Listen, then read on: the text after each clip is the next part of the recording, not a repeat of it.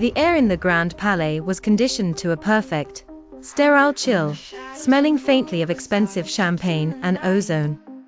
This was the venue for Aura, the latest collection by designer Laurent Vain, defined by razor-thin lines.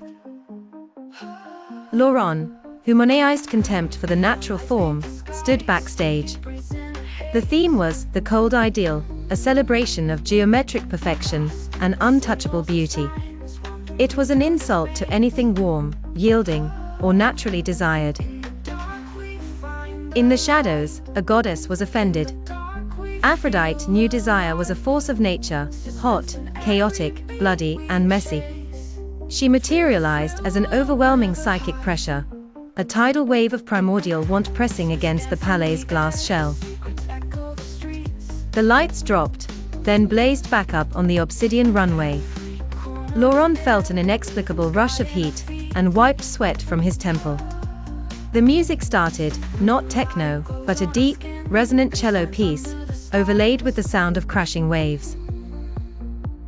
The rhythm was a heartbeat, ancient and demanding.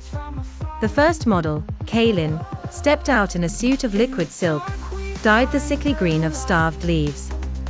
Her walk faltered. The silk was no longer inert. Microscopic fibers began to shrink.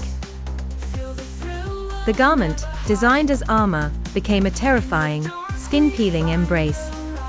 Kaylin stumbled near the end, her cry choked by the tightening silk.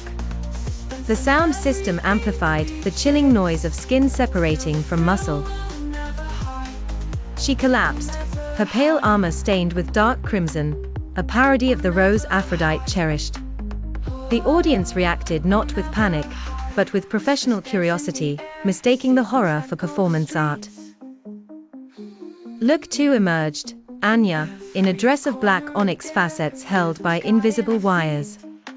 As she reached the midpoint, the onyx began to grow, rooting itself in her flesh. The wires acted as levers, pulling her frame into an ideal pose. Her waist snapped inward, her neck stretched. The bones in her feet began to reshape themselves to the impossible curve of the Cinderella heel. The onyx fused to the broken bone, extending into a seamless spike. Anya was frozen mid-walk, a statue of agonizing worship. Backstage, Laurent stumbled toward the controls, screaming. He never reached the panel. A hand, impossibly warm and scented with tuberose, clamped onto his shoulder. You sought to starve them, a voice, vast as the ocean, echoed in his heart. You told them desire was weakness. Laurent, a weeping child, whispered, I only created beauty. This is beauty, the presence corrected. And it will be complete. The final look was the bridal gown, worn by Elise. The silk organza began to move with a muscular, viscous life of its own, darkening from white to a deep, arterial rose pink. Her bare chest began to weep not tears, but perfect, iridescent pearls. The silk bloomed, forming layers of giant, sickeningly velvety petals. Elise was turning into the core of a massive, obscene flower. She looked directly at the crowd, her eyes dilated with terror and ecstasy. As the petals enclosed her, a sharp, cracking noise filled the silence. Elise's spine and ribs snapped, forcing her into the final, contorted curve.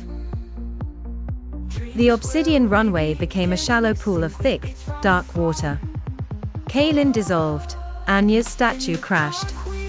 Laurent Vain felt a single, perfect, razor-sharp rose thorn pierce his heart, injecting pure, overwhelming passion.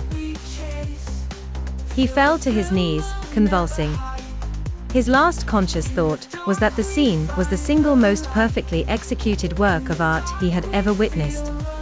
The show was over. All that remained was the scent of an eternal rose.